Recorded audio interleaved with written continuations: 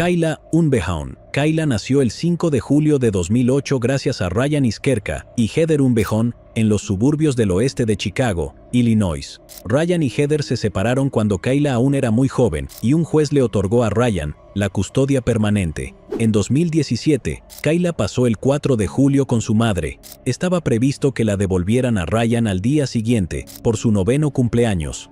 Sin embargo, al día siguiente, Heather y Kayla no se presentaron al intercambio ordenado por el tribunal, y se contactó de inmediato a la policía y se inició una investigación. Se descubrió que todas las redes sociales de Heather habían sido eliminadas y su teléfono apagado. La policía determinó que Heather fue vista por última vez empacando sus pertenencias en el techo de su auto. Sus familiares más cercanos indicaron que se fue de campamento a un lugar desconocido en Wisconsin, y se esperaba que regresara el 5 de julio a las 7 de la noche para devolver a Kayla a Ryan. Después de que Ryan presentara informes de personas desaparecidas tanto para Kayla como para Heather, la madre fue acusada de sustracción de menores, un delito grave de clase 4. Desde entonces, la policía de South Elgin siguió numerosas pistas, trabajando con agencias policiales de todo el país, en un intento de localizar a Kayla y Heather. Ryan creó una página de GoFundMe y pidió donaciones e información para ayudar con la búsqueda. Escribió en GoFundMe que planeaba utilizar la asistencia para contratar a un investigador privado y cualquier costo adicional relacionado con la búsqueda de él y su salud y seguridad para cuando lo encuentren. Textualmente escribió: "La seguridad y el regreso de Kayla es la máxima prioridad para toda mi familia y para mí. Cualquier ayuda que recibamos a través de esta financiación será muy apreciada", relató. Entre julio de 2017 y mayo de 2023, la página recaudó poco más de $2.500 para alcanzar su objetivo de $10.000. En noviembre de 2022, la imagen de Kayla apareció en un episodio de Misterios sin resolver de Netflix. Al final del episodio, llamado Abducido por un padre, se muestran carteles faltantes e imágenes de progresión de edad del Centro Nacional para Niños Desaparecidos y Explotados. Durante poco menos de 5 segundos, aparece en la pantalla una foto de Kayla a los 9 años junto con una imagen de cómo se vería cuando fuera adolescente. El 13 de mayo de 2023, una mujer estaba haciendo sus compras en el centro comercial regional Westgate en Asheville, North Carolina. En la tienda Plato's Closet, la mujer vio a una madre y su hija. Increíblemente, la mujer reconoció a Heather Unbehaun y recordó que la niña estaba desaparecida. Revisó las fotografías de Misterios sin resolver e informó a un empleado de sus sospechas. El empleado de la tienda contactó inmediatamente con la policía de Asheville, quien a su vez contactó a la policía de South Elgin. Luego, los agentes de la ley confirmaron las identidades de las dos personas como Heather y Kayla Unbehaun, de 15 años. Posteriormente, Unbehaun, de 40 años, fue detenida. Por supuesto, Kayla se reunió rápidamente con su padre. Ryan dijo en un comunicado emitido a través del Centro Nacional para Niños Desaparecidos y Explotados que estaba encantado de que Kayla estuviera a salvo en casa. "Quiero agradecer al Departamento de Policía de South Elgin, al Centro Nacional para Niños Desaparecidos y Explotados y a todas las agencias policiales que ayudaron con su caso", escribió Ryan. "También quiero agradecer a todos los seguidores de la página de Facebook Traigan a Kayla a casa, que ayudaron a mantener viva su historia y fueron fundamentales para crear conciencia.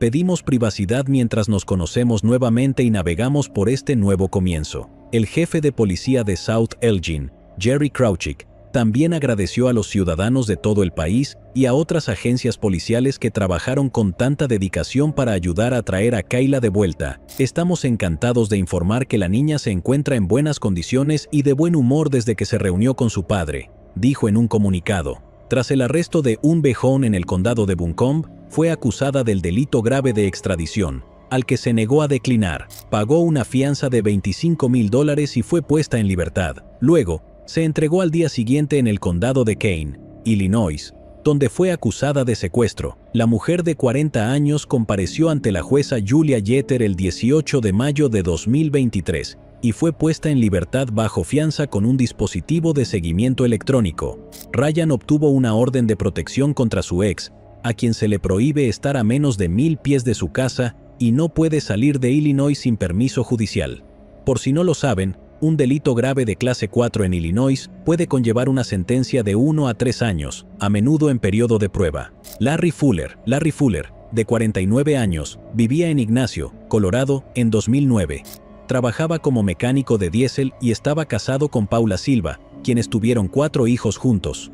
La noche del 31 de diciembre de 2008, Larry y Paula fueron al Sidekick Bar en el 677 de Goddard Avenue para celebrar el Año Nuevo. Mientras caminaban a casa, Larry recibió un disparo de un autor desconocido. Faltaban menos de 2 horas para el Año Nuevo, y Larry sucumbió a sus heridas en el lugar. Al principio, los investigadores creyeron que el motivo podría haber surgido de un altercado que tuvo lugar en el bar, pero Paula les dijo que la pareja se había mantenido al margen de cualquier conflicto esa noche. Desafortunadamente, no hubo testigos ni pistas reales para que los investigadores siguieran adelante. De este modo, el caso pronto se enfrió. Lamentablemente, Paula Silva falleció en 2015 sin saber quién fue el responsable de quitarle la vida a su marido. En febrero de 2023, la Oficina de Investigaciones de Colorado se convirtió en la agencia investigadora principal del caso a solicitud del Departamento de Policía de Ignacio. La agencia volvió a solicitar la ayuda del público,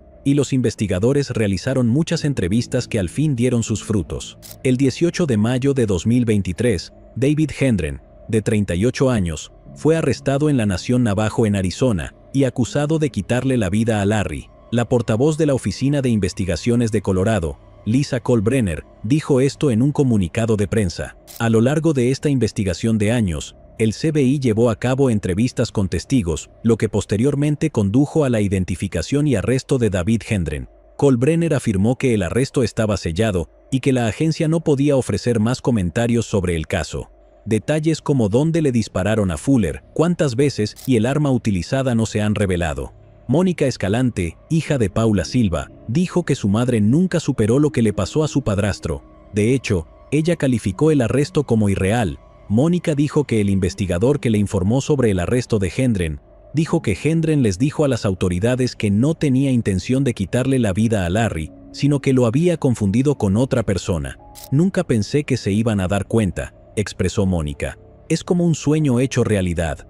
Mónica tenía 25 años en el momento del fallecimiento de Larry. Él fue como un padre para Mónica, y ella lo describió como una persona capaz y profundamente cariñosa. El asesinato de Larry persiguió a la familia, comentó Mónica. Durante años, ella y sus 2 hermanos escucharon rumores en la comunidad de que varias personas habían estado involucradas. Simplemente vivías con miedo y mi mamá, no creo que alguna vez se haya curado de eso. Si estuviera viva, probablemente lloraría con todo su corazón, de felicidad y tristeza. David Hendren se encuentra actualmente a la espera de ser extraditado a Durango, donde será encarcelado por la oficina del sheriff del condado de La Plata. Sarah Yarborough, de 16 años, vivía en Federal Way, Washington, con sus padres y su hermano Andrew, de 11 años. Federal Way es una ciudad costera cerca de Tacoma. Sarah asistió a la escuela secundaria federal, donde fue estudiante de honor y miembro del equipo de instrucción. Amaba el arte y el baile. En la mañana del 14 de diciembre de 1991, condujo hasta su escuela secundaria para asistir a un evento del equipo de ejercicios. Unas horas más tarde, a las 9:40 horas, 2 chicos que caminaban por el bosque frente al Instituto Federal tropezaron con un cadáver. Era el de Sarah. Los 2 niños habían atravesado un matorral de arbustos como atajo de camino a la escuela cuando hicieron el horrible descubrimiento.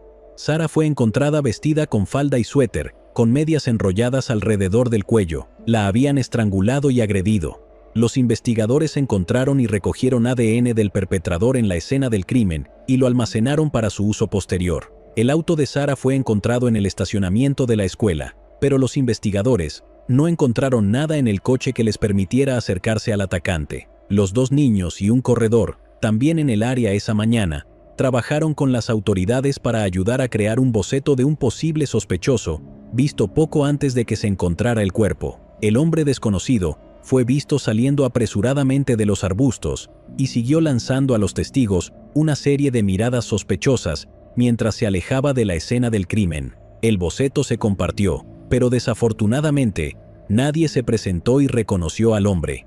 Se interrogó a los estudiantes y al personal de la escuela secundaria, pero los investigadores no pudieron obtener información útil. Sin pistas reales, el caso se enfrió. No fue hasta 2019, después de usar ADN familiar, que la policía comparó el ADN de la escena del crimen con el de alguien. El caso de Sarah fue el primer caso sin resolver que utilizó la genealogía genética para generar pistas de investigación, según Identifinders International. El responsable fue identificado como Patrick Leon Nicholas. Nicholas fue arrestado por la oficina del sheriff del condado de King en octubre de 2019, mientras estaba sentado en un bar en Kent, Washington. El juicio de Nicholas comenzó el 17 de abril de 2023 en el Centro de Justicia de Kent. Durante su juicio, que duró 2 semanas y media, la fiscal adjunta Celia Lee dijo al jurado que Nicholas proporcionó a los investigadores información crítica que lo corroboraba antes de darse cuenta de que era sospechoso. También dijo que, después de abandonar la seguridad de su auto, su agresor la condujo o la arrastró hacia los arbustos donde se encontró su cuerpo sin vida, y cuando fue atacada, Sarah arañó al hombre mientras luchaba por su vida.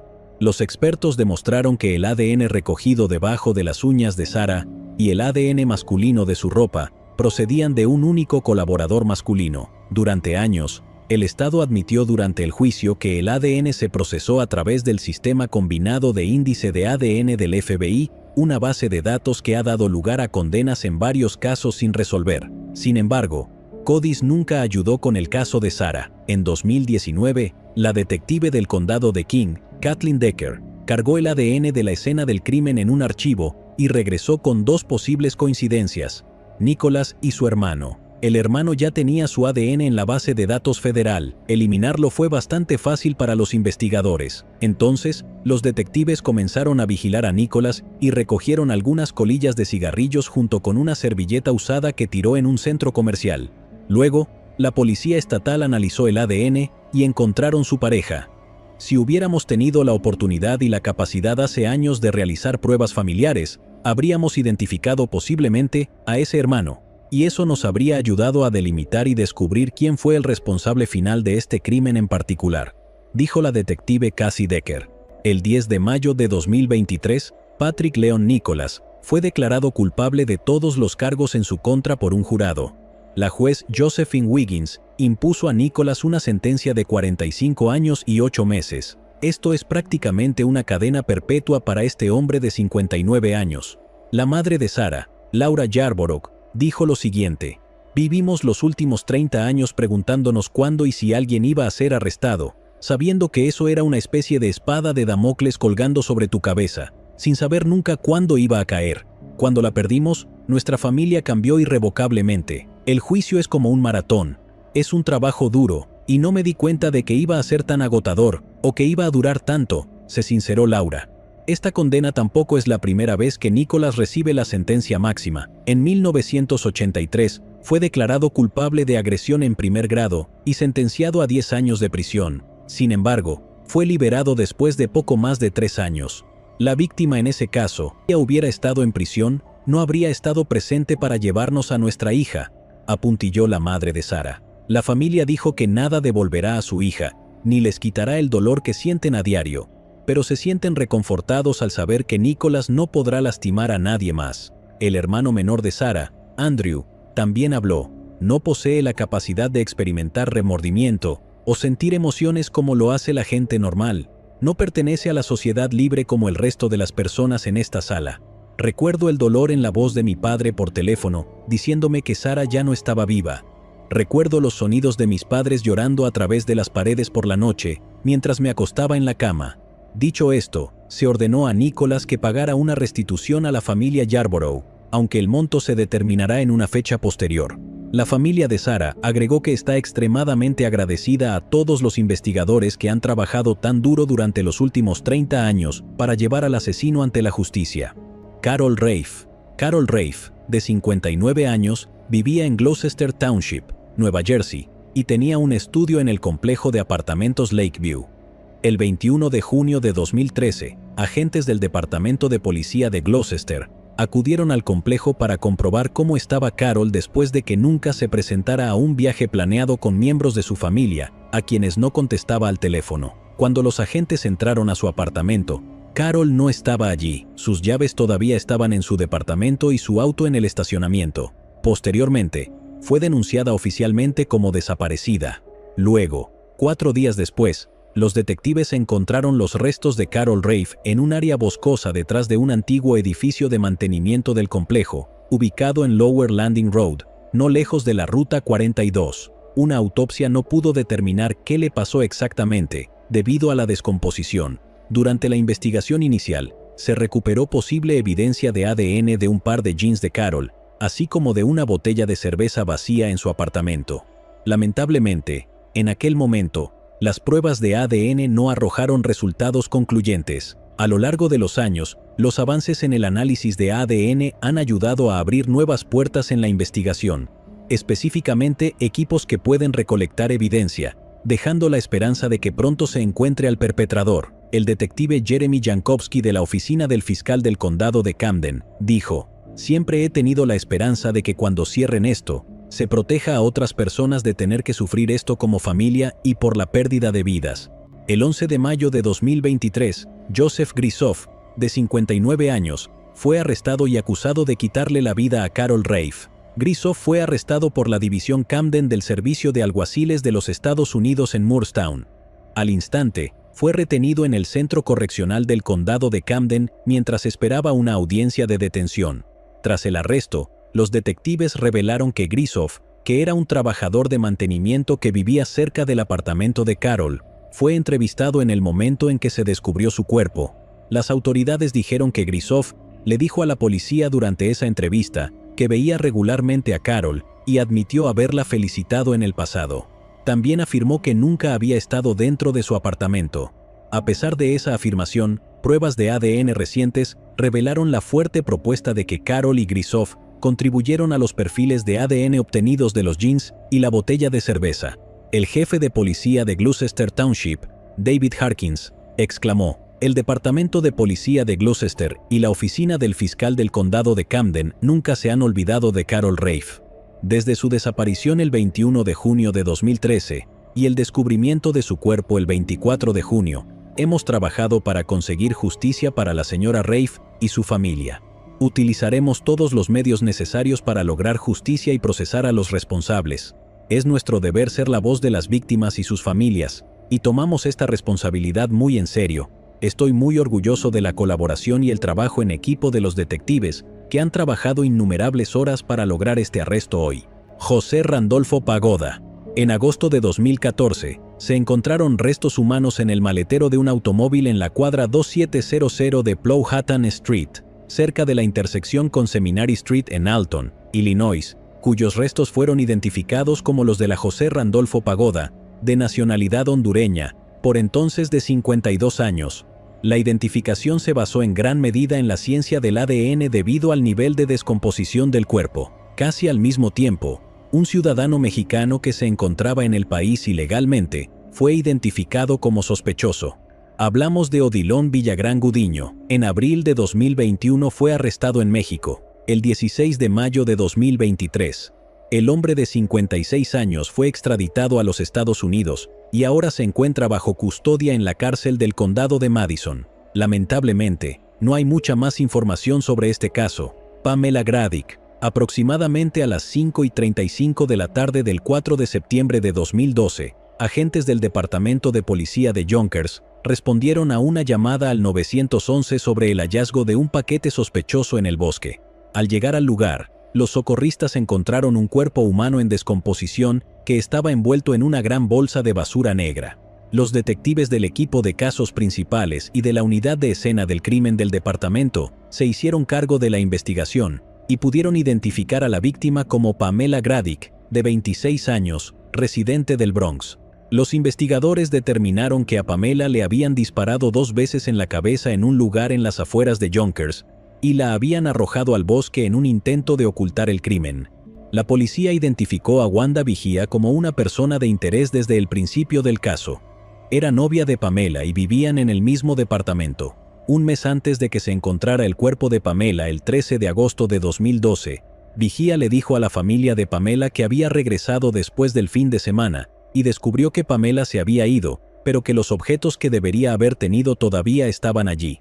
Cuando los familiares de Pamela se enteraron de que ella no se había presentado a trabajar esa mañana, denunciaron su desaparición a la policía de la ciudad de Nueva York. Los investigadores no pudieron explicar cómo la pequeña Wanda Vigía pudo haber trasladado el cuerpo más grande de Pamela a un área apartada en el bosque desde su apartamento. Después de una investigación de 2 años, las autoridades no pudieron encontrar pruebas suficientes para acusar a nadie, y el caso fue transferido a la Unidad de Casos Abiertos del Departamento de Policía de Yonkers. En enero de 2022, los investigadores realizaron una entrevista a Wanda Vigía, de 41 años. Durante la entrevista, Vigía confesó. Ella dijo que le disparó a Pamela dentro del departamento del Bronx que compartían debido a problemas domésticos en curso entre ellos. Dijo que obtuvo el arma de John Torres. Torres la ayudó a trasladar el cuerpo desde su apartamento al bosque.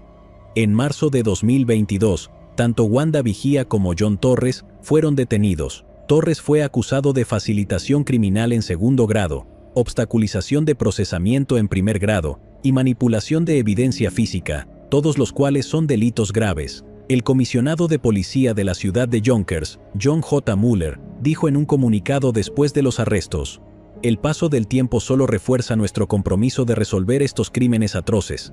La policía de Yonkers se enorgullece de centrarse en las víctimas y sus familias y de hacer todo lo posible para hacerles justicia. Espero que estos arrestos traigan algún grado de cierre para la familia y los amigos de Pamela, y aplaudo los extraordinarios esfuerzos de nuestros detectives de casos sin resolver para cerrar este caso después de tantos años. Bien hecho". En junio de 2023, Wanda Vigía fue sentenciada a entre 20 años y cadena perpetua por quitarle la vida a Pamela Gradick. La hermana de Pamela, Tawana McClellan, dijo lo siguiente en el tribunal: "Me quitaste a mi hermana, nos quitaste a mi hermana de todos nosotros, y espero que eso arda en tu alma". Renee Sweeney, de 23 años, vivía en Sudbury en 1998. Sudbury es una ciudad de Ontario, Canadá.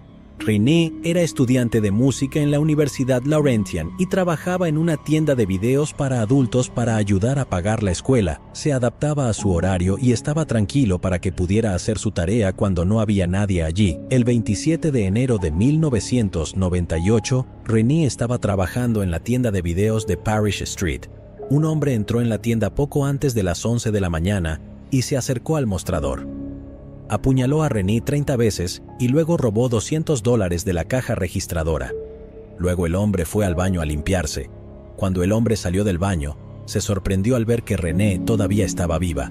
Estaba detrás del mostrador intentando marcar un número de teléfono. Luego, Renee peleó con el hombre y logró rasguñarlo, pero desafortunadamente sucumbió a sus heridas. El hombre fue visto huyendo de la tienda. La policía, que llegó al lugar poco después, pudo recoger una gran cantidad de pruebas del lugar. Los perros de rastreo de la policía pudieron recuperar una chaqueta ligera tipo cazadora y guantes de algodón blancos en una zona boscosa cercana que pertenecían al sospechoso. El ADN del perpetrador también se encontró debajo de las uñas de Renee y en el baño de la tienda. Cuando los testigos vieron al hombre desconocido salir corriendo de la tienda, pudieron dar a los investigadores una descripción detallada. Fue descrito como blanco, de unos 20 años, con cabello corto y oscuro, que pesaba entre 140 y 150 libras, aproximadamente entre 5 pies y 10 pulgadas y 6 pies de altura, y era delgado.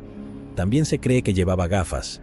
Se compartió un boceto en Sudbury con la esperanza de que alguien se presentara e identificara al hombre. 2 semanas después del crimen, el 11 de febrero de 1998, la policía de Sudbury anunció que acusaban a John Featherly, de 31 años, de quitarle la vida a Renee. Poco después, se dieron cuenta de que habían cometido un error y lo liberaron al día siguiente. Se afirmó que las pruebas no se sostenían. Una recompensa por información se publicó originalmente en $25,000 y aumentó a $30,000 a medida que más y más personas se enteraron del caso. A pesar de que los investigadores han recolectado ADN perteneciente al perpetrador, no se identificó ninguna coincidencia a través de la base de datos nacional de ADN. Los agentes de policía del Gran Sudbury continuaron realizando controles cada 30 días. En 1999, los investigadores solicitaron a los hombres de la zona que proporcionaran una muestra de ADN para poder descartarlos. El 2 de diciembre de 1999, cientos de hombres enviaron su ADN a la policía de Sudbury, lo que la convirtió en la mayor colección de ADN para una sola investigación policial en la historia de Canadá en ese momento. El 23 de marzo de 2000, el delincuente en serie de New Brunswick, Michael Wayne McRae, fue nombrado posible sospechoso en el caso de Renee. Fue declarado culpable de quitarle la vida a otras 7 personas. Sin embargo, no se encontró nada concreto que lo vincule con el asesinato de Renee. El 30 de abril de 2003, la policía de Sudbury lanzó el sitio web renesweeney.com para ayudar a recopilar pistas sobre el delito. Para la familia de Renee, la espera de respuestas fue angustiosa. Su madre, Carol Strachan, lanzó un CD de música titulado Remembering Renee Sweeney en 2010. Su hermana, Kim Sweeney, dijo en 2017 que no recuerda mucho sobre los minutos, días y semanas posteriores a la noticia de lo que le sucedió a Renee. Kim estaba en la escuela cuando recibió una llamada de su padrastro diciéndole que algo malo había sucedido y que necesitaba volver a casa. Su primer pensamiento fue que algo debía haber pasado con su mamá, que tenía esclerosis múltiple. Tenía un mal presentimiento sobre todo el asunto y me preguntaba por qué no me dijeron que fuera al hospital, pero de todos modos me subí a mi auto y me dirigí a casa de inmediato, dijo. Normalmente pasaba por delante del trabajo de Renee, pero por alguna razón no lo hice ese día. Cuando llegó a la casa y escuchó llorar a su madre, supo que algo más estaba pasando. Me dijeron que a Renee le habían disparado porque eso es lo que pensaron inicialmente, continuó Kim. Así que fui a tomar mi abrigo preguntándome por qué estábamos todos parados en la casa, pero luego me dijeron que ella ya no estaba con nosotros y simplemente me arrodillé. A partir de ese día, sus vidas cambiaron para siempre. Mi mamá nunca volvió a caminar, dijo. Era demasiado difícil para ella afrontarlo. Su condición se deterioró bastante después y nunca volvió a recuperarse. Y en noviembre de 2017, su madre falleció sin saber nunca quién le quitó la vida a su hija. Ojalá tuviera la oportunidad de cerrar ese libro, continuó Kim. El padre biológico de Kim y Renee, que también padecía esclerosis múltiple, se quitó la vida en 1990 y su padrastro también falleció en los últimos años, dejando a Kim sin muchos familiares restantes. Lo que más le rompe el corazón, dice, es el hecho de que sus 2 hijos pequeños nunca tendrán la oportunidad de conocer a su tía.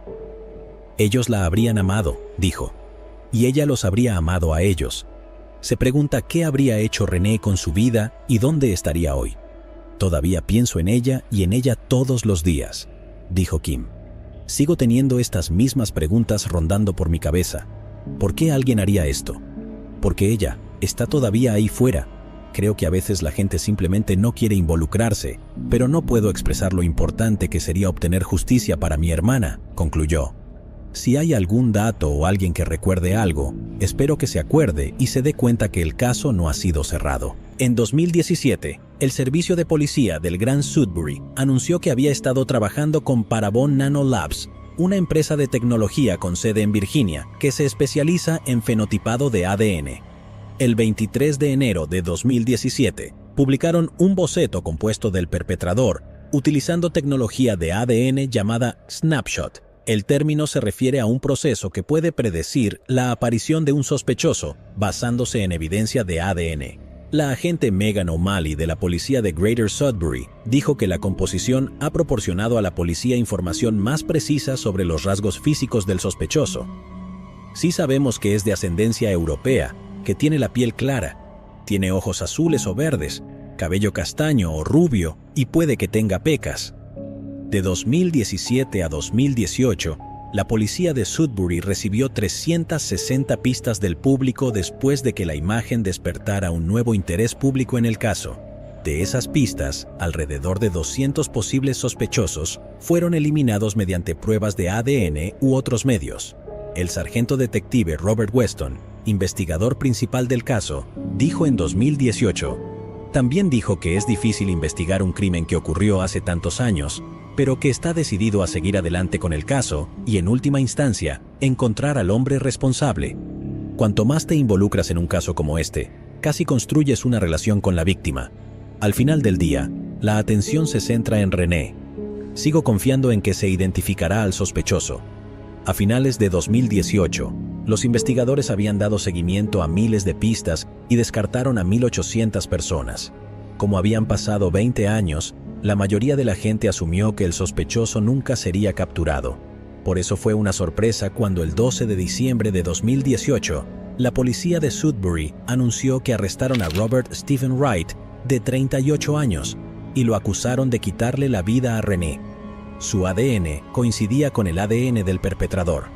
Wright era un estudiante de Lockerbie Composite School de 18 años en el momento del asesinato. Fue arrestado en North Bay, donde trabajaba como técnico de laboratorio, dijo el jefe de policía Paul Peterson. Y hasta hoy Wright ha comparecido varias veces ante los tribunales desde entonces.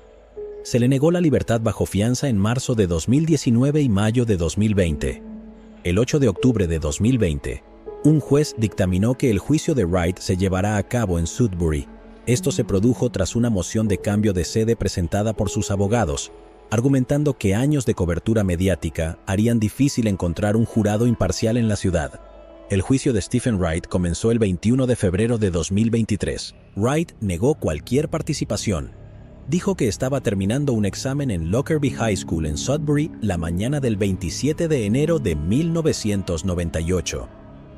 Wright dijo que esa fría mañana llevaba una chaqueta verde azulado, una camiseta de manga larga, jeans, guantes y zapatillas para correr. Después de su examen, Wright dijo que tenía algo de tiempo que perder y decidió visitar la tienda de videos solo para adultos en Paris Street.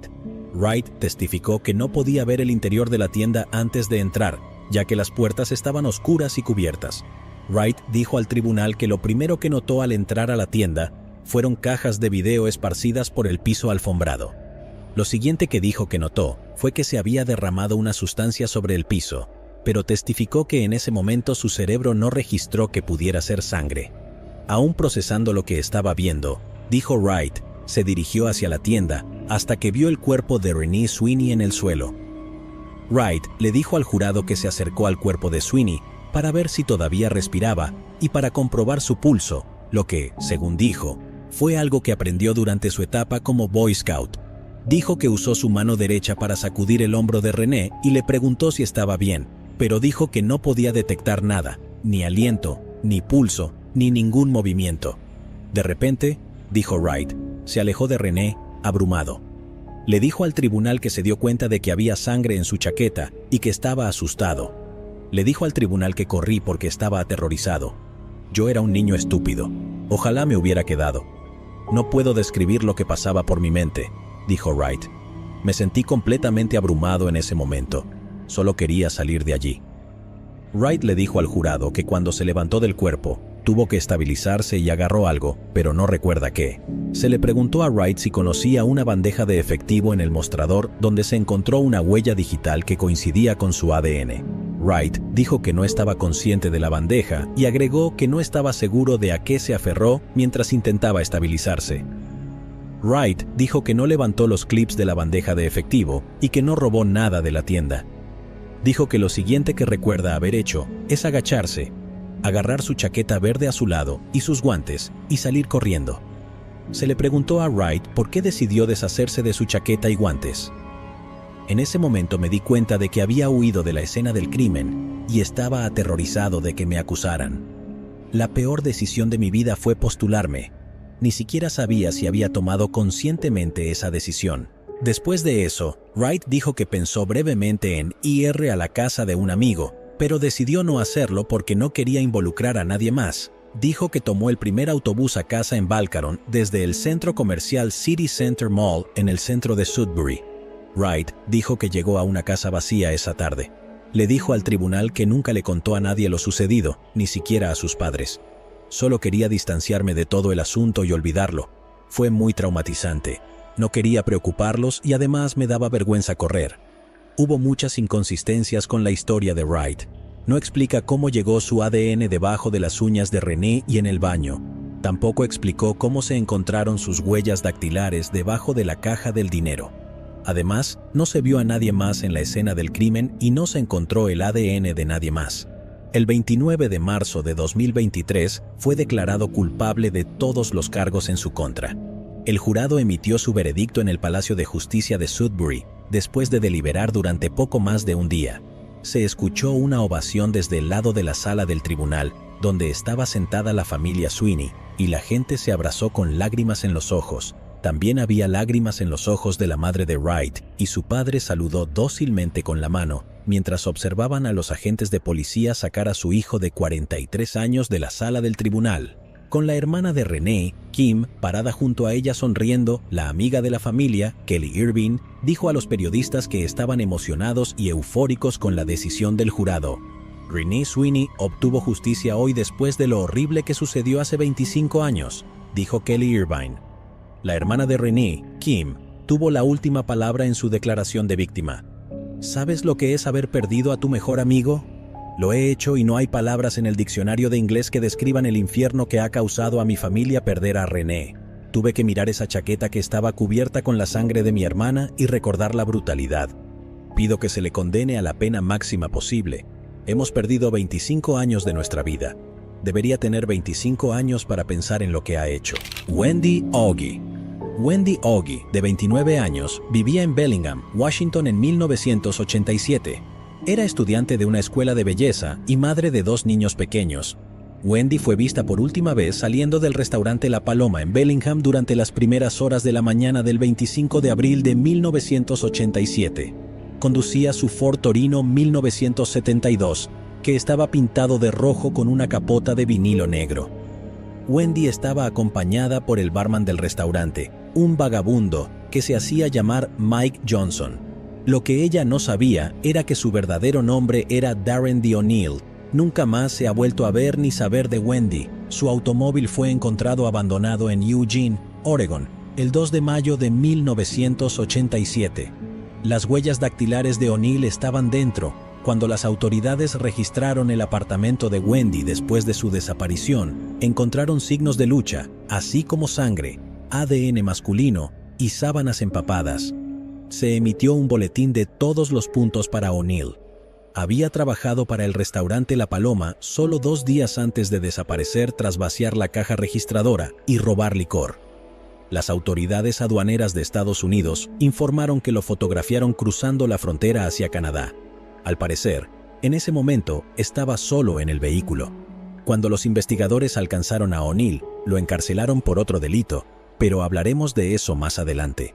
Es frustrante que, sin el cuerpo de Wendy, los investigadores no creyeran que tuvieran suficiente para condenar a O'Neill por quitarle la vida a Wendy. El caso quedó frío. En 2015, el Departamento de Policía de Bellingham recibió un informe del Laboratorio de Delitos de la Patrulla del Estado de Washington sobre las pruebas encontradas en la casa de Wendy. El laboratorio utilizó el ADN masculino encontrado en la escena del crimen y lo ingresó en las bases de datos estatales y nacionales. Recientemente, pudieron compararlo con el ADN de O'Neill. Luego, el 1 de marzo de 2023, se anunció que Darren O'Neill, de 63 años, fue acusado de quitarle la vida a Wendy Augie. Fue extraditado de Oregón, donde cumplía cadena perpetua por un delito no relacionado, al estado de Washington. Actualmente se encuentra detenido con una fianza de $10 millones. O'Neill se negó a decirles a los investigadores dónde podían encontrar el cuerpo de Wendy. O'Neill nació el 26 de febrero de 1960 en Albuquerque, Nuevo México. Fue reclutado por el ejército y tuvo que trasladarse a numerosas ciudades, incluidas Baviera, Alemania y Fort Hood, Luisiana. Fue dado de alta el 28 de febrero de 1982 y ahí comenzó su ola de crímenes. Todo comenzó con indecencias públicas en Colorado Springs. En noviembre de 1984, O'Neill fue acusado de agredir a una mujer, pero esta acabó desapareciendo y se retiraron los cargos. En 1987, O'Neill se mudó a Puyallup, Washington, y encontró un trabajo como conductor de camiones en Tacoma. Durante la tarde del 17 de enero de 1987, O'Neill vio a una niña de 14 años caminando por una autopista hacia una tienda de conveniencia. O'Neill secuestró a la niña, la agredió y luego la liberó unas horas después. Luego se mudó a Edgewood, Washington, donde encontró trabajo como laminador bajo el alias Herb Johnson.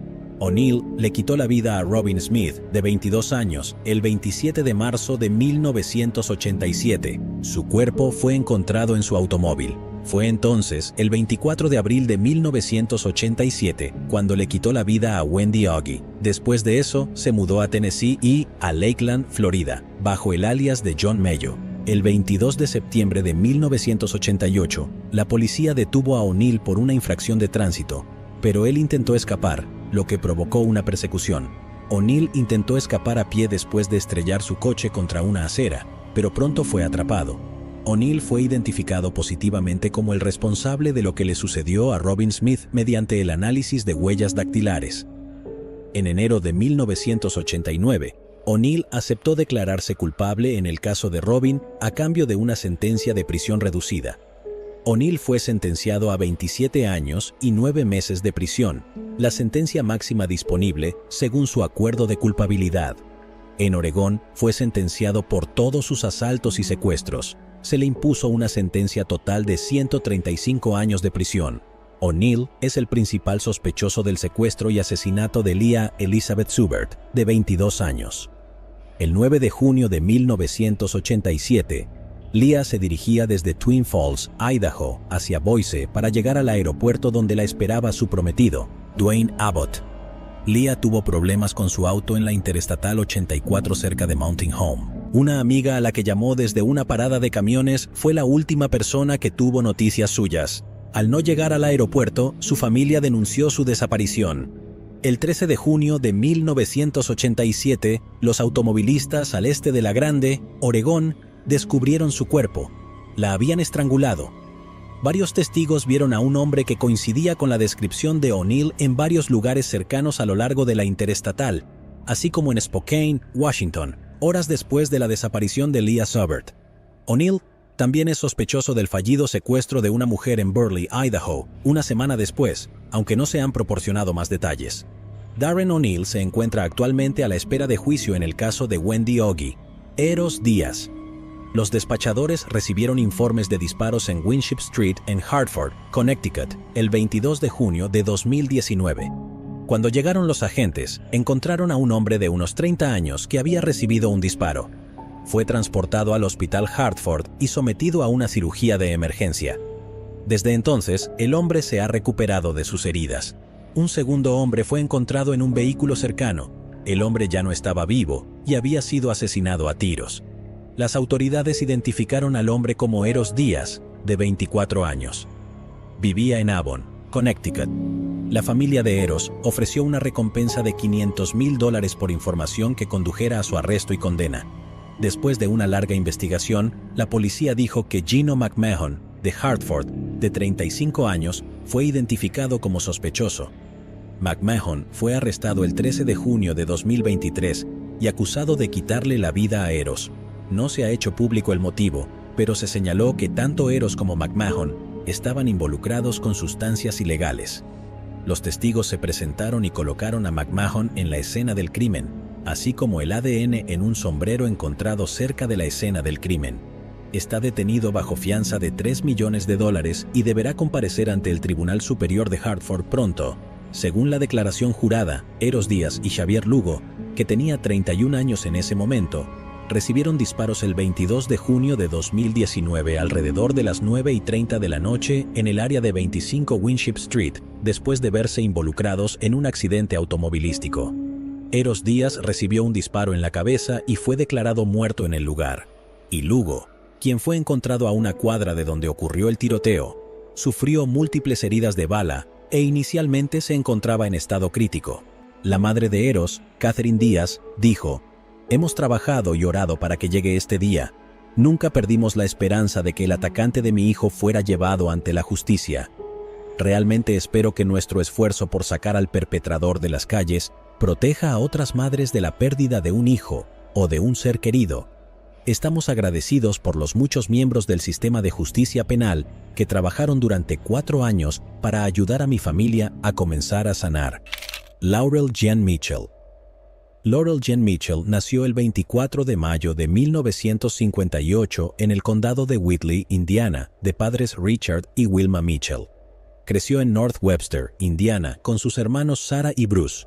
Con una población de aproximadamente 500 habitantes en ese momento, North Webster era extremadamente seguro, un lugar donde los residentes a menudo no cerraban las puertas con llave, donde los padres se sentían cómodos dejando que sus hijos andaran en bicicleta por las calles sin tráfico. Era una comunidad donde todos se conocían y la gente pasaba horas en sus porches. En 1975, Laurel, de 17 años, estaba en el último año de la escuela secundaria Wawasee. Trabajaba en Cokesbury Inn, en el barrio de Epworth Forest, a orillas del lago Webster. Para ella, trabajar en el restaurante fue una oportunidad perfecta para adquirir una valiosa experiencia y al mismo tiempo ganar algo de dinero extra. Estaba decidida a aprovechar cada momento al máximo y con esa actitud se lanzó al trabajo con toda la energía y entusiasmo que pudo reunir. En poco tiempo, Laurel Mitchell se había convertido en una de las favoritas entre el personal y los clientes. Laurel estaba involucrada en un grupo de jóvenes de la iglesia local y era parte de un grupo de canto itinerante llamado God's Children. Viajaron por todo Estados Unidos cantando. El grupo había grabado algunos discos y tenía un par de álbumes. Laurel fue descrita como muy religiosa. La mayor parte de su tiempo libre lo pasaba en la iglesia. A pesar de las discusiones ocasionales, Laurel y sus hermanos tenían un vínculo muy unido que solo se fortaleció con el tiempo. Laurel era una figura querida en la comunidad, donde su cálida sonrisa y su comportamiento se ganaron los corazones de todos los que conoció. Una de sus cualidades más entrañables fue su inquebrantable amabilidad y su naturaleza afectuosa. Los niños del barrio querían especialmente a Laurel. No era raro verla rodeada de niños, todos clamando por su atención. Laurel tenía muchos talentos. Tenía un don natural para el canto, por lo que no fue una sorpresa que fuera un miembro clave del coro de la iglesia local. Laurel también era una bailarina consumada que perfeccionó sus habilidades tomando lecciones en un estudio local. Para Laurel, cantar y bailar eran más que simples pasatiempos. Eran una forma de vida. El 6 de agosto de 1975 empezó como un día normal. Laurel y sus hermanos tenían tareas matutinas que completaban. Laurel fue a trabajar alrededor de las 2 de la tarde y Sarah, de 12 años, se quedó en casa. Su hermano Bruce estaba casado y estaba en el ejército en California. Uno de los amigos de Laurel de Michigan se quedó con la familia. Laurel salió del trabajo en el bar alrededor de las 10 de la noche. Se suponía que se encontraría con amigos en el parque de diversiones Adventureland, aproximadamente a media milla a pie. Uno de sus compañeros de trabajo le ofreció llevar a Laurel, pero ella se negó y dijo que iría caminando. Se vio a Laurel caminando hacia el parque de diversiones en el lado norte de North Webster. Esta fue la última vez que fue vista con vida. Fue un amigo de la familia llamado Scott Pruitt quien vio a Laurel en los pilares de la entrada del bosque de Epworth. Él la saludó y ella le devolvió el saludo. Luego pasó junto a los pilares. Laurel nunca se reunió con sus amigos. En su lugar, decidieron ir a la feria del condado. Esto incluía al amigo de Michigan. Como resultado, nadie se dio cuenta de que Laurel había desaparecido hasta que ella no regresó a casa a medianoche. Laurel era la responsable y se sabía que llamaba a sus padres si iba a llegar tarde a casa. Cuando esa noche no regresó a casa debido al toque de queda, su familia supo que algo andaba mal. Se confirmó cuando el amigo de Michigan llegó a la casa de los Mitchell y preguntó, ¿dónde está Laurel? Sus amigos pensaron que se había ido a casa y su familia pensó que estaba con sus amigos. Esto llevó a sus padres, Richard y Wilma Mitchell, a denunciarla como persona desaparecida a las 4:16 de la mañana siguiente. El despachador tomó su información y prometió enviar una unidad a su casa para tomar un informe. Luego, la policía, familiares y amigos de Laurel iniciaron una búsqueda exhaustiva. Richard Mitchell salió y caminó por las zanjas de un lado a otro de la carretera por si la había atropellado un coche y la había arrojado a un lado. Vecinos y amigos preocupados se reunieron para buscarla peinando el bosque y revisando los bordes de las carreteras. Los investigadores determinaron que Laurel nunca llegó a Adventureland. Para ellos estaba claro que algo sucedió en el camino. Unas horas después de ser reportado como desaparecido a las 10:30 de la mañana, un pescador llamado Glenn Dixon y su hijo encontraron el cuerpo de una mujer en el río Elkhart, en el sitio de acceso público de Malibu en Noble County Road, 600 North, justo al oeste de 400 West. Llamaron al 911. Los agentes se adentraron en el agua y arrastraron el cuerpo a la orilla. Informaron haber visto a una mujer blanca acostada boca abajo en la orilla oeste del río, cerca de la rampa de desembarco de botes. El cuerpo flotaba hasta la cintura. La policía estatal no pudo identificar de inmediato a la mujer. Calcularon que el cuerpo llevaba allí aproximadamente un día. La policía comprobó los informes de personas desaparecidas en la zona que coincidían con la descripción de la víctima. Fue descrita como de 5 pies y 5 pulgadas. Pesaba alrededor de 160 libras y tenía cabello largo y castaño. Luego, la policía identificó a la mujer como Laurel Mitchell, con su anillo de graduación de Wawasee High School, promoción de 1976, con sus iniciales LJM, grabadas en el interior. Al principio, los investigadores creyeron que se había ahogado accidentalmente, a pesar de que Laurel era una gran nadadora. Eso fue hasta que llegó el informe de la autopsia. La autopsia fue realizada más tarde el 7 de agosto de 1975 por el Dr. Sankey en el Hospital General de Goshen. La autopsia demostró que la ahogaron a la fuerza y la agredieron. La autopsia también mostró signos de que Laurel hizo una lucha violenta para sobrevivir. La policía especuló que gran parte de la evidencia del crimen se había desvanecido en el agua, ya que solo había un pequeño hematoma en la mano de Laurel y algunas abrasiones debajo de los brazos. Después del descubrimiento de Laurel, los vehículos policiales se detuvieron frente a la casa de los padres de Laurel. Richard y Wilma esperaban ansiosamente alguna noticia sobre el paradero de su hija. No estaban preparados para la noticia que estaba a punto de recibirles. Cuando los oficiales les contaron lo que había sucedido, los ojos de Richard se llenaron de lágrimas. Wilma también estaba inconsolable. El funeral de Laurel fue visto como un testimonio del sentido de comunidad en North Webster. Había tantas flores en el tanatorio que no había lugar para la gente. Una enorme multitud de simpatizantes, amigos y familiares habían venido a presentar sus respetos a Laurel Mitchell, a quien les habían arrebatado demasiado pronto. Tuvieron que trasladar el funeral a la iglesia. La hermana de Laurel, Sarah, dijo que no recuerda el sermón en absoluto. Solo recuerdo estar sentado entre mi papá y mi hermano, y ambos me apretaban las manos con tanta fuerza. Cuando salimos por la puerta de la iglesia, había gente en fila por toda la calle que ni siquiera cabía dentro de la iglesia. La investigación sobre el fallecimiento de Laurel se intensificó después de su funeral, con detectives de múltiples agencias estatales y locales trabajando las 24 horas del día para resolver el caso. Revisaron las pruebas y entrevistaron a muchas más personas. Una persona llamó a los investigadores a las 3:15 de la tarde del 9 de agosto de 1975. La persona tenía información importante, pero no estaba clara. La persona que llamó colgó antes de recibir el mensaje completo o su identidad. Los investigadores hicieron un llamado para que la persona se comunicara con ellos nuevamente y harían todo lo posible para mantener su identidad en privado. La policía instaló un cuartel general para continuar la investigación en North Webster. Una testigo local, identificada como Catherine Flynn, dijo que alrededor de las 10 de la noche, esa noche escuchó un ruidoso automóvil girar en la puerta de al lado. Dijo que escuchó voces que decían, «¿Vamos a buscarla o vamos a buscarla?». Los investigadores entrevistaron a Catherine, que vivía a media milla al este de Epworth Forest en Epworth Forest Road.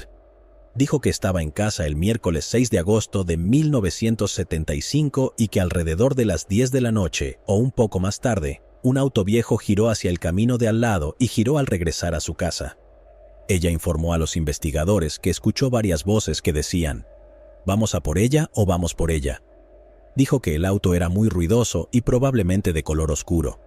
Otro local, Frank Overmeyer, dijo a los investigadores que también escuchó un vehículo ruidoso en el vecindario, posiblemente un Oldsmobile Cutlass. Fueron a entrevistar a Frank Overmeyer y su esposa el 14 de agosto de 1975. Los Overmeyer vivían en Epworth Forest Road, justo al oeste de Epworth Forest. Frank Overmeyer dijo que el 6 de agosto de 1975 estaba en casa viendo televisión y escuchó pasar un auto ruidoso, y el auto dio media vuelta y se detuvo al este de su casa. Frank informó que luego escuchó lo que pensó que sonaba como si alguien golpeara el maletero de un automóvil. Frank informó que encendió la luz del porche y salió. Cuando salió, 2 coches abandonaban la zona.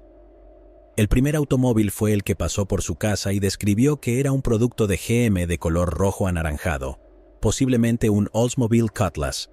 El segundo vehículo era un Mustang de color verde medio. El Oldsmobile era muy ruidoso y sonaba como si fuera ruidoso por diseño. Toda la ropa y pertenencias encontradas en el cuerpo de Laurel fueron recolectadas y conservadas para pruebas de ADN, incluidos zapatos, una sudadera, sostén, ropa interior y jeans. Desafortunadamente, debido a la falta de tecnología de ADN en ese momento, poco se podía hacer con la ropa. Los detectives del Departamento del Sheriff del Condado de Kosciuszko y la Policía Estatal de Indiana examinaron el caso de cerca a lo largo de los años. La ubicación del secuestro de Laurel y el descubrimiento de su cuerpo en el río Elkhart, a unas 15 millas del bosque de Epworth, parecían indicar que el perpetrador estaba familiarizado con el área. Se entrevistó a muchas personas y a pesar de que se ofreció una recompensa de $5,000, nunca hubo pruebas suficientes para acusar a nadie. A medida que las semanas se convirtieron en meses y los meses en años, el caso poco a poco se fue desvaneciendo. Para la familia y los amigos de Laurel, el dolor de su pérdida persistía. En 2007, el capitán de la Policía Estatal de Indiana, Kevin Smith, fue asignado como investigador principal del caso de Laurel. Era un hombre con una misión y estaba decidido a brindar respuestas que la familia de Laurel había eludido durante tanto tiempo. Había presión, pero el capitán Smith sabía que haría lo que fuera necesario para darles a los seres queridos de Laurel el cierre que merecían. A pesar de sus mejores esfuerzos, durante varios años no surgieron nuevas pistas o pruebas, lo que lo dejó a él y a su equipo frustrados. Luego, el 16 de enero de 2012, falleció el padre de Laurel, Richard Mitchell. Era una figura pública muy conocida en North Webster. Wilma Mitchell de Laurel también falleció en 2012. Ella operó la despensa de alimentos de North Webster durante varios años. Pasaron sin saber qué pasó exactamente con su hija de 17 años ni por qué. Fue un final desgarrador para una pareja que había dedicado su vida a buscar respuestas y un cierre para su hija. En 2013, una mujer llamada Renee de Port Charlotte, Florida, se presentó y brindó a los investigadores mucha información útil. El detective Dunafin entrevistó a Renee el 7 de junio de 2013. Ella le informó al detective que vivió en el condado de Noble cuando era adolescente y que tenía 16 años en 1975. Tuvo una cita con un hombre llamado John Wayne Lehman y durante la cita fueron a una fiesta. Después de la fiesta, John Wayne Lehman la llevaba a casa cuando Lehman admitió su participación en un crimen que cometió con su amigo. Fred Bundy Jr. Lehman le proporcionó detalles del crimen a Renee que son consistentes con los hallazgos hechos por la policía, donde se encontraba el cuerpo de Laurel y los hallazgos anatómicos realizados por el Dr. Sankey durante la autopsia de su cuerpo. El 3 de julio de 2014, los investigadores entrevistaron a Bill McDonald en el Departamento de Policía de Ligonier. Bill indicó que en 1975 era estudiante de segundo año en West Noble High School y que socializaba con un hombre llamado Fred Bundy Jr. Bill dijo a los investigadores que Bundy le dijo que había cometido el crimen que tuvo lugar en Mallard's Roost, que fue un sitio de acceso público adyacente al lugar donde se encontró el cuerpo de Laurel. También en 2014, el capitán Kevin Smith recibió información sobre un grupo de música local que actuó en Epworth Forest la noche del 6 de agosto de 1975. Fueron identificados como el grupo Celebrate the Sun. Esto generó un renovado interés en el caso. Desafortunadamente, esto no condujo a ninguna parte. El capitán Smith dijo: "Me siento bastante seguro después de hablar con alguien de ese grupo. No creo que tengan información que pueda ayudar". El 25 de septiembre de 2019, el detective del Departamento del Sheriff del Condado de Noble, Joe Hutzel, se reunió con Rick Johnson para entrevistarlo sobre el caso de Laurel Mitchell. Rick Johnson informó al detective Hutzel que era amigo de Bill McDonald y que mientras estaba en la escuela secundaria, él, Bill McDonald, Fred Bundy, John Wayne Lehman y otros estaban juntos en una fiesta. Mientras estaba en la fiesta, surgió una conversación sobre el asesinato de Laurel Mitchell y Fred Bundy Jr. declaró que él y John Wayne Lehman cometieron ese crimen juntos. Los investigadores necesitaban algo más que informes de testigos. Necesitaban pruebas de ADN que vincularan a Bundy y Lehman con el crimen. En los últimos años se han logrado avances en casos sin resolver debido a nuevas tecnologías como la genealogía genética, que implica colocar el perfil de ADN de un sospechoso o víctima en una base de datos pública, lo que les permite realizar ingeniería inversa en un árbol genealógico. Esto permite investigar múltiples ramas del árbol genealógico para determinar quién podría ser un sospechoso viable en un caso sin resolver. Otro avance reciente que influye en la resolución de casos sin resolver es el uso de muestras de ADN táctiles. Este método requiere cantidades minúsculas de ADN, como células de la piel del perpetrador, que pueden quedar en objetos en la escena del crimen. Otra técnica actualmente disponible es un gran avance que permite obtener un genotipo preciso a partir de cabellos sin raíces. Hasta 2019, los científicos forenses solo podían extraer ADN de los pelos encontrados en la escena del crimen si la raíz del cabello estaba adherida. Desafortunadamente, la mayoría de los pelos no tienen la raíz adherida. Este avance en la extracción de ADN a partir de cabello desarraigado es extremadamente útil para resolver crímenes. Resolver casos sin resolver a menudo implica un reexamen diligente y que requiere mucho tiempo de las pruebas de los archivos y los esfuerzos de investigadores experimentados. En 2019, la ropa y las pruebas de Laurel Mitchell se volvieron a presentar para pruebas de ADN. En febrero de 2020, la división del Laboratorio de la Policía Estatal de Indiana generó un certificado de análisis que mostraba que se desarrolló un perfil de ADN masculino a partir de la ropa. Después de que se eliminaron 3 sospechosos como posibilidades, la atención se centró en Fred Bundy para un hisopo bucal. Bundy proporcionó voluntariamente la muestra de ADN el 5 de diciembre de 2022 en su residencia. El 13 de enero de 2023, el laboratorio estatal descubrió que el hisopo bucal de Fred Bundy Jr. mostró que tiene 13,000 millones de veces más probabilidades de ser el contribuyente del ADN en la ropa de Laurel Mitchell que cualquier otra persona desconocida. Una revisión de los registros de la Policía Estatal de Indiana también reveló que Bundy conducía un Oldsmobile 1971 en ese momento, lo que concuerda con las declaraciones de los testigos oculares de los residentes del área en esa fatídica noche. Los investigadores concluyeron que Lehman y Bundy, con malicia premeditada, utilizaron el Oldsmobile de Bundy para llevar a Laurel al sitio de acceso público de Mallard Roost, en el condado de Noble, donde la sacaron a la fuerza del vehículo y la ahogaron deliberadamente. Si bien la Policía Estatal de Indiana se negó a comentar sobre las técnicas específicas utilizadas para resolver el caso, explicó Ashley Hall, directora del programa de posgrado en Ciencias Forenses de la Universidad de California. Dijo que el método parecía ser una tecnología de identificación genética estándar utilizada en los laboratorios criminalísticos, llamada STR, o repetición corta en tándem. La tecnología se está desarrollando para volverse cada vez más sensible. Se está desarrollando para recoger cantidades cada vez más pequeñas de ADN. Podemos recoger mucho más ADN que antes. El caso de Laurel Mitchell es un buen ejemplo del poder y la evolución de las pruebas de ADN para ayudar en las investigaciones criminales, dijo el Dr. Hall. No terminaremos con nuestro trabajo hasta que cada familia, cada víctima tenga una respuesta, y el hecho de que podamos volver a casos tan antiguos es hacia donde debemos ir, dijo. El capitán Kevin Smith, que ha trabajado en el caso durante más de 20 años, dijo que este caso es la culminación de una investigación de 5 décadas y que la ciencia nos dio las respuestas que necesitábamos. La división del Laboratorio de la Policía Estatal de Indiana desempeñó un papel importante en la presentación de cargos. Simplemente no podríamos haber resuelto este caso sin ellos. También dijo que la investigación del caso había seguido un patrón similar a otros casos similares. Los testigos fallecen, los recuerdos se desvanecen. Todos esos obstáculos lo hacen muy difícil, especialmente cuando retrocedes tan lejos. El lunes 6 de febrero de 2023, la Policía Estatal de Indiana arrestó a John Wayne Lehman, de 67 años, y a Fred Bundy Jr., de 67 años. Se anunció al público que John Lehman y Bundy Jr., ambos de 67 años, antiguos residentes de Indiana, han sido identificados como los sospechosos responsables de lo sucedido a Laurel Jean Mitchell. Bundy vivía en 1014 Fifth Street en Goshen, Indiana, y Lehman vivía en 108 Clark Street en Auburn, Indiana. Ambos se encuentran detenidos sin derecho a fianza en la cárcel del condado de Noble. Esta no es la primera vez que Fred Bundy Jr. tiene problemas con la ley. Es un abusador de niños condenado 2 veces y considerado un depredador violento. En 2001 se declaró culpable de solicitación de menores y de contribuir a la delincuencia de un menor. En 2016 se declaró culpable de 2 cargos de abuso infantil y cumplió una sentencia de casi 6 años.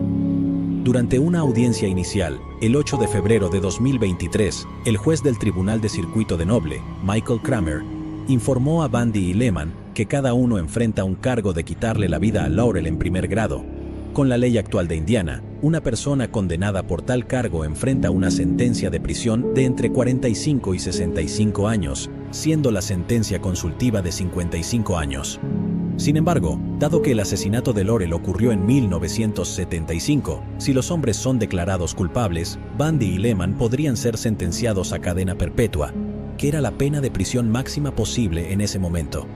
Además, durante la audiencia inicial, se programó una conferencia previa al juicio tanto para Bundy como para Lehman para la 1:30 de la tarde del 24 de abril de 2023 en el condado de Noble.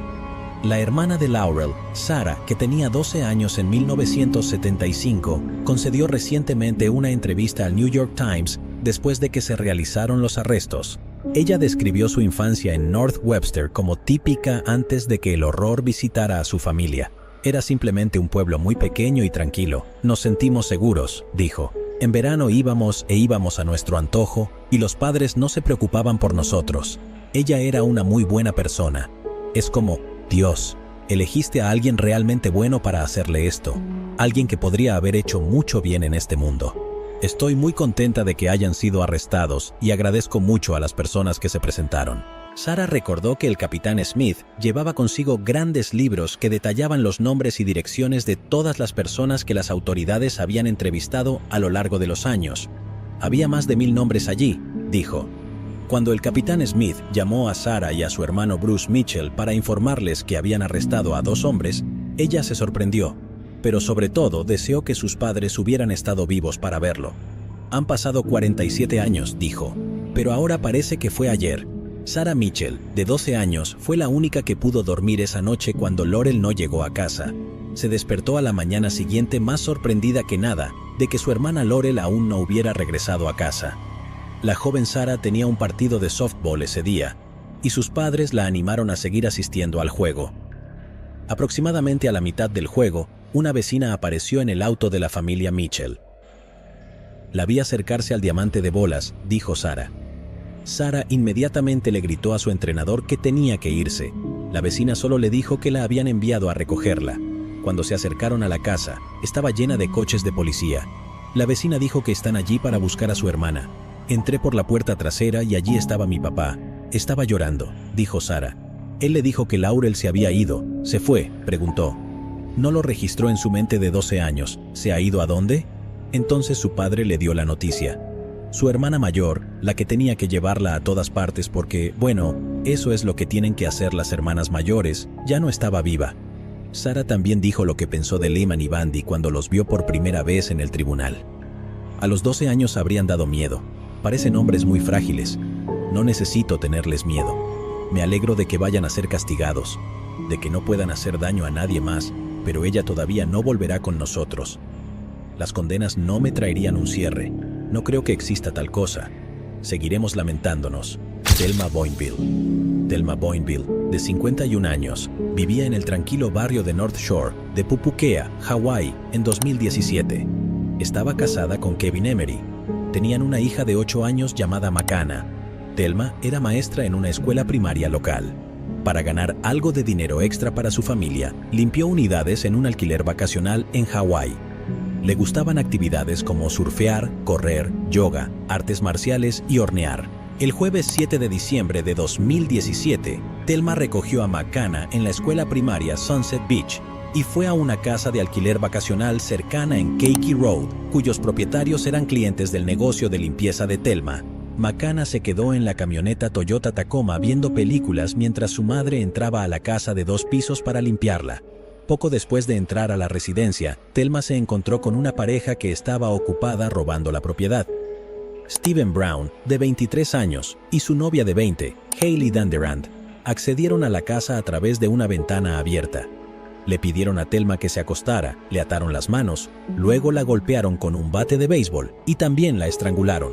Luego, Brown fue a la camioneta de Thelma y le dijo a su hija que saliera y lo acompañara. Le dijo cruelmente a Makana que acabaron con la vida de su madre. Brown llevó a la niña a una habitación del piso de arriba seguido por Danderand. Le taparon la boca con cinta adhesiva y la ataron a un poste de la cama. La pareja abandonó el lugar en la camioneta de Thelma. Poco tiempo después, una pareja de turistas australianos que alquilaban la vivienda entró y descubrió el cuerpo sin vida de Thelma.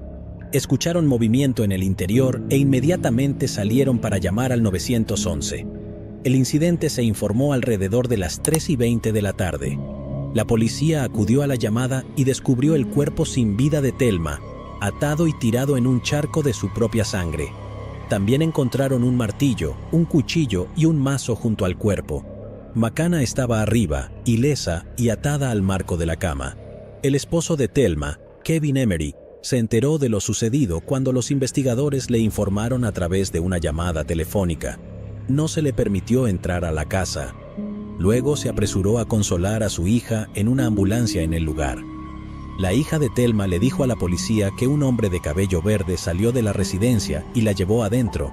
Una mujer de cabello rosado lo ayudó a atar a McCann a la cama. El caso ganó una importante atención de los medios después de que Garrett McNamara publicara un emotivo video en Facebook. Es el hermano gemelo de Kevin Emery, el marido de Thelma. En el video de Facebook, dijo que ofrece $100,000 por cualquier información que conduzca a la detención del sospechoso. El clip de 35 segundos se volvió viral. Tengo $100,000 en efectivo ahora mismo para cualquiera que pueda decirme quién acaba de atar y grabar a mi sobrina y provocar que su madre perdiera la vida en Keiki Beach, en la costa norte de Oahu, dijo McNamara. $100,000 ahora mismo si puedes decirme quién acaba de matar a la hija de mi hermano gemelo. McCann también le contó a su padre sobre las apariciones de los sospechosos mientras estaban en la ambulancia. De alguna manera, el hermano gemelo de Kevin, Garrett, encontró una foto de la pareja y se la envió por mensaje de texto. No está claro de dónde vino la foto, pero Kevin la publicó en Instagram con la promesa de una recompensa de $100,000 y se produjo una persecución civil de los sospechosos. Kevin también tomó la foto a la policía que aún estaba en el lugar. Le dije al oficial de policía que estas son las personas que acaban de quitarle la vida a mi esposa, recordó Kevin. Con calma le pregunté a McCann mientras estaba temblando si podía mostrarle una imagen para ver si era la pareja que vio, y ella inmediatamente dijo que sí, mientras alejaba el teléfono de ella. Afortunadamente, McCann no vio el cuerpo de su madre ese día. Los agentes de policía emitieron un boletín de todos los puntos para la camioneta de Thelma. Esa noche, las autoridades arrestaron a Brown y Danderend cuando el camión fue visto en un estacionamiento de Walmart en Mililani Town Center. Las imágenes de vigilancia de la tienda Mililani Walmart mostraron a Danderend comprando un teléfono móvil imposible de rastrear. Al parecer, todavía pensaba que escaparían de la multitud de policías y civiles que los esperaban afuera. Pagó el teléfono móvil con la tarjeta bancaria de Thelma. Tenía la tarjeta en el bolsillo delantero de su sudadera con capucha. Cuando se encontró el camión robado en Mililani, la policía dijo que había al menos 75 civiles allí, buscando también a los sospechosos. Habían pasado 7 horas desde que se descubrió el cuerpo de Thelma Boinville, cuando las autoridades arrestaron a la pareja sospechosa de quitarle la vida. Pasaron el fin de semana en la cárcel y comparecieron ante un juez del condado de Honolulu el lunes 11 de diciembre de 2017 por la mañana. La fianza de Brown se fijó en $1 millón y la de Danderend en $500,000. Stephen Brown, de 23 años, supuestamente se mostró combativo y poco cooperativo cuando fue detenido, afirmaron las autoridades. Él pronunció espontáneamente: «Solo dispárame, merezco esto». Hailey Danderend, de 20 años, hizo una petición similar a la policía. «¿Puedes simplemente sacar tu arma y dispararme en la cabeza?», preguntó. «Mi vida se acabó después de hoy». La triste noticia había sacudido al tranquilo barrio de North Shore. Amigos y familiares estaban de luto por la trágica pérdida de la vida de Thelma. En una vigilia el viernes 8 de diciembre por la noche, la amiga de Thelma, Virginia Herbert, todavía estaba conmocionada por la noticia. «Ella hizo todo lo que pudo para estar con la gente», dijo Herbert a Honolulu News Now. Ella celebraría la vida. El esposo de Thelma, Kevin, asistió a la vigilia y anunció que ya había hecho las paces con el atacante de su esposa. «Es muy difícil para mí decir esto ahora, pero te perdono», dijo en un video. «Para las personas que hicieron esto, sé que es un acto de maldad. Ama a tus amigos, ama a tus vecinos, ama a tus familias», dijo. Por razones desconocidas, el caso se estancó y algunos lo consideraron frío. Parecía que la pareja no era culpable, como se supuso en un principio. Los retrasos en el juicio provocaron protestas y disturbios públicos. Más de 5 años después del brutal asesinato de Thelma en el alquiler vacacional en Hawái, el caso judicial comenzó en 2023. Stephen Brown y Hailey Danderend fueron acusados de quitarle la vida a Thelma en segundo grado, así como de robo en primer grado y secuestro. Brown fue el primero de los dos acusados en enfrentarse a un jurado en el caso de Thelma. Hailey Danderend aún no ha ido a juicio. Anteriormente se había declarado inocente. Durante su juicio, Brown, quien subió al estrado en su propia defensa, intentó culpar a su novia. La pareja fumó marihuana antes de entrar a la casa. Pensé que simplemente íbamos a pasar el rato, dijo Brown. Acusó a Danderend, que estaba armado con un machete, de exigirle a Thelma que se acostara para que la pareja pudiera sujetarla atándola. Le pedimos que se acostara, afirmó Brown durante su contrainterrogatorio. Ella se mostró cooperativa. Brown testificó que se fue para vigilar la propiedad y afirmó que cuando regresó con su novia, ella había herido fatalmente a Thelma. Dijo que Thelma estaba ilesa y perfectamente bien cuando abandonó momentáneamente la propiedad. Sin embargo, durante las declaraciones finales, el fiscal adjunto Scott Bell dijo que Brown era el único acusado con la capacidad física para sujetar a Thelma. Según el médico forense, Thelma Boinville tenía heridas causadas por un objeto contundente y golpes de fuerza cortante en la cabeza, y sufrió 31 heridas en el cuerpo. Su abogado defensor, William Bagasol, interrogó al experto estatal en ADN. Levantó un martillo, un cuchillo, un machete, un ablandador de carne y un murciélago para confirmar que ninguno tenía evidencia del ADN de Brown. A pesar de que no se encontró su ADN en los objetos, el jurado de 12 personas deliberó durante menos de medio día y determinó que Stephen Brown, de 28 años, es culpable de los 4 cargos. Fue el viernes 20 de enero de 2023 cuando Stephen Brown fue declarado culpable de quitarle la vida a Thelma, 2 cargos de secuestro y un cargo de robo. Brown no mostró ninguna emoción y miró al frente mientras el juez leía el veredicto. El 24 de enero de 2023, un jurado de un tribunal de circuito determinó que es necesario que Stephen Brown sea sometido a una sentencia extendida para la protección de la comunidad. Ese veredicto le dio a la jueza Rowena Somerville la opción de cadena perpetua sin posibilidad de libertad condicional. Aún no se ha hecho público cuál fue su sentencia, pero ella se declaró inocente de los cargos en su contra.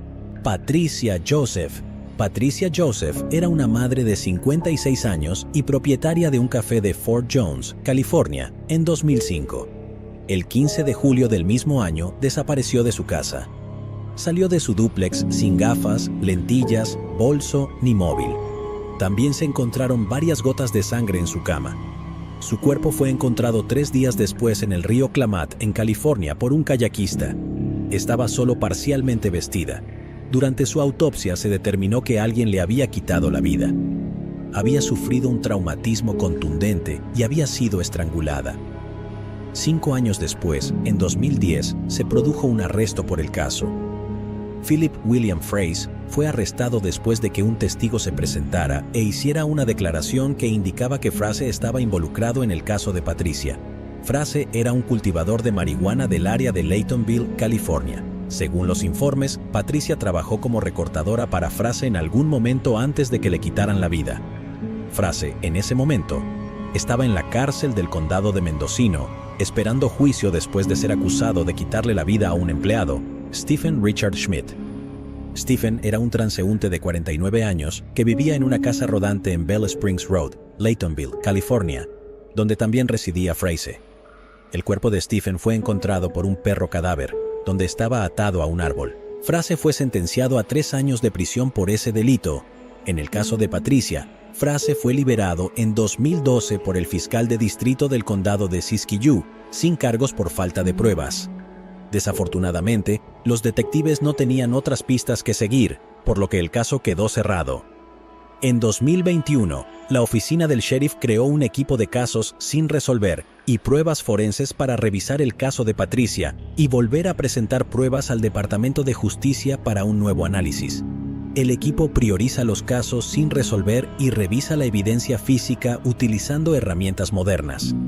El 6 de febrero de 2023, Philip William Fraze, de 75 años, fue arrestado nuevamente y acusado de quitarle la vida a Patricia. El sheriff del condado de Siskiyou, Jeremiah LaRue, que trabajó en el caso, dijo que el análisis produjo resultados convincentes que conectan a Fraze con la muerte de Patricia.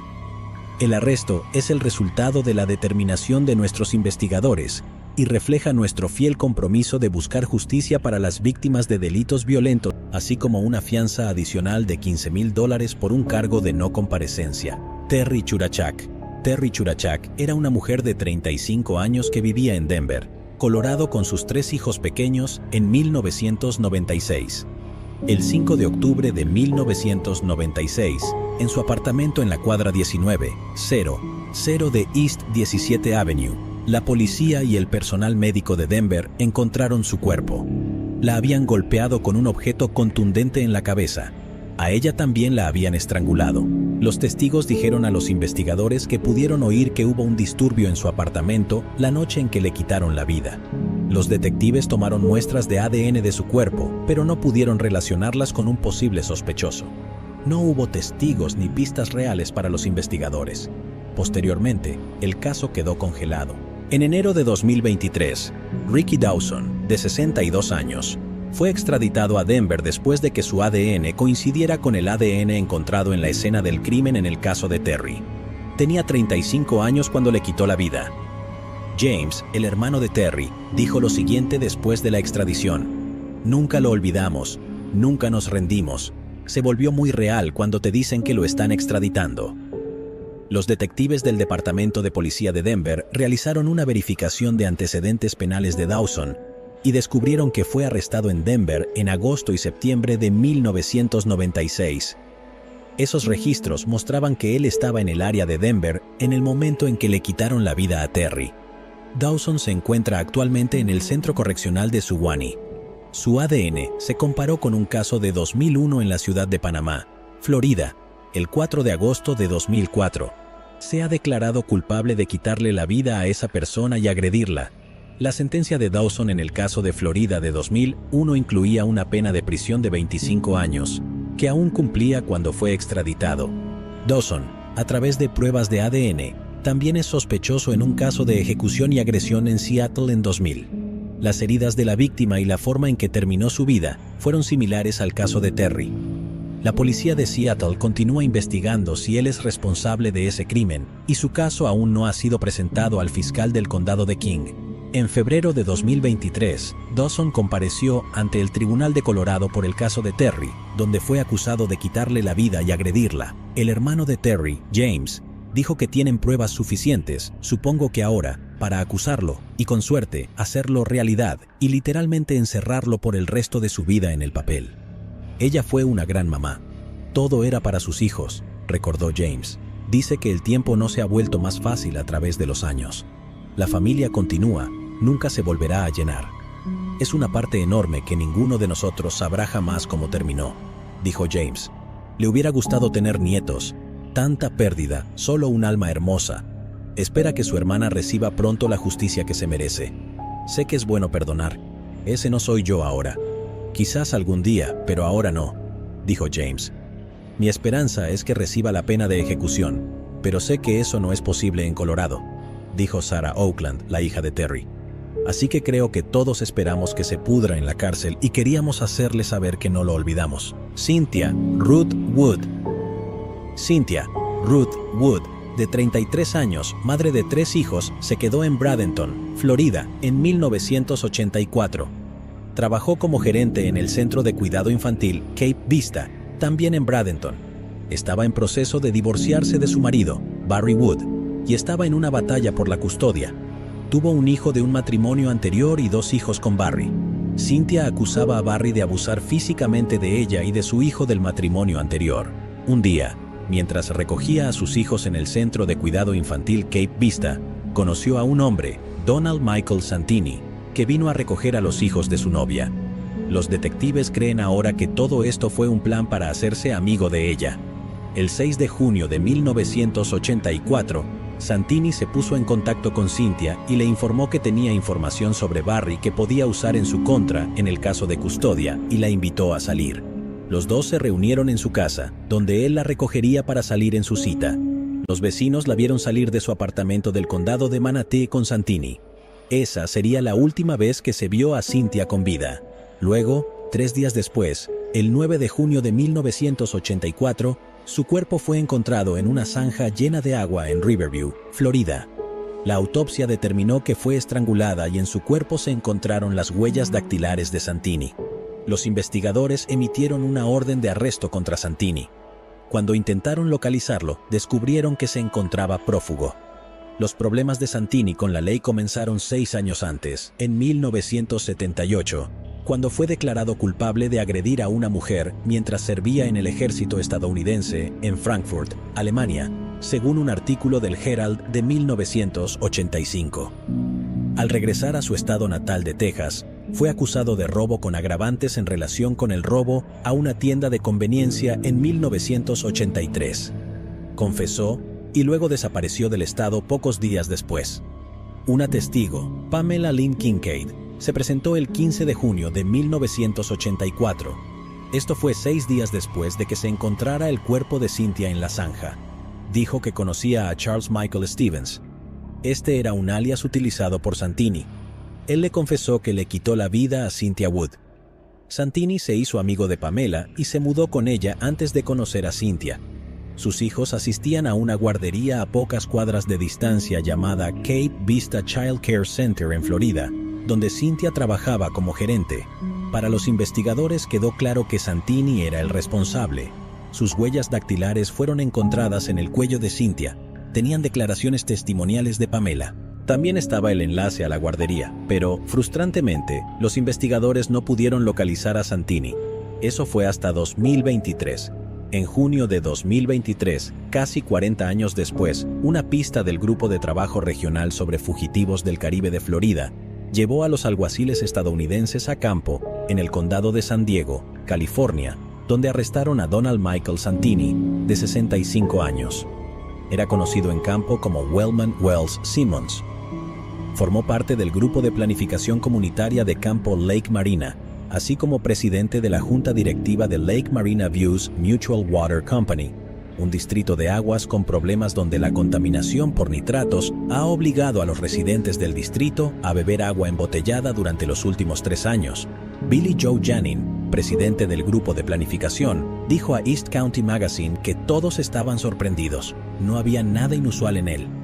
La oficina del sheriff del condado de Hillsborough dijo en un comunicado que estamos al tanto de este arresto y hemos enviado detectives para entrevistar a Santini mientras esperamos su extradición. En el momento de su arresto en junio de 2023, tenía 13 alias, incluidos Donald Chapman y John Trimblon. Durante su audiencia de extradición, el juez tuvo la siguiente conversación con Santini. «Buenos días, señor Santini», dijo el juez. «Tengo entendido que está admitiendo que es Donald Santini, ¿es eso correcto?».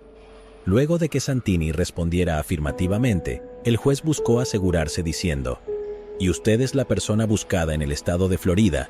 ¿Es eso correcto?». Una vez más, Santini dijo que sí. El 9 de junio de 2023, aniversario del día en que se encontró el cuerpo de Cynthia y cumpleaños de Santini, Santini aceptó ser extraditado de San Diego a Florida. Dijo que no se siente seguro por culpa de la familia de la víctima, lo que llevó al defensor público a decirle que se callara. Santini se encuentra actualmente detenido sin derecho a fianza. Michael Running Jr., fiscal adjunto de distrito, dijo que independientemente de si el caso ocurrió ayer o en este caso es algo que tiene 40 años, queremos asegurarnos de que se haga justicia. El doctor David Thomas, profesor forense de la Universidad de la Costa del Golfo de Florida, dijo lo siguiente: «Debido a la naturaleza de cómo Cynthia Wood perdió la vida, Santini probablemente dejó muchas pruebas para que los investigadores las reunieran hace tantos años. Existe algo llamado intercambio de Locard, lo que significa que lo que tengo encima normalmente se deja en la escena del crimen, así que voy a dejar una parte de mí allí. Entonces puede que esté en su ropa, puede que esté en alguna parte de su cuerpo, pero hay algo que él dejó allí en esa escena y pudieron recogerlo, así que los felicito», dijo. y es una evidencia que, según el Dr. Thomas, si se almacena correctamente, aún se puede procesar. Por lo general, el estuche está literalmente en una caja que se almacena en una habitación, y lo más probable es que esa habitación, dependiendo de si la temperatura de la habitación está controlada, pueda durar para siempre, dijo. El Dr. Thomas también dijo que esta ruptura, en un caso sin resolver que lleva décadas, probablemente traiga una pequeña sensación de alivio a los detectives que trabajaron en él por primera vez. Se volvió muy personal para ellos, porque son la víctima y el investigador los que están atados a la cadera, y ese investigador está atado a esa familia, dijo. Si las autoridades de Florida no extraditaban a Santini en un plazo de 30 días, tendría otra audiencia el 10 de julio a las 8:30 de la mañana en el Tribunal Central de San Diego. Su familia fue informada por el Departamento de Policía, pero aún no han emitido un comunicado después de que se hiciera pública la noticia del arresto. Llegados aquí, ¿acaso no has visto este otro crimen? Yo no me lo perdería,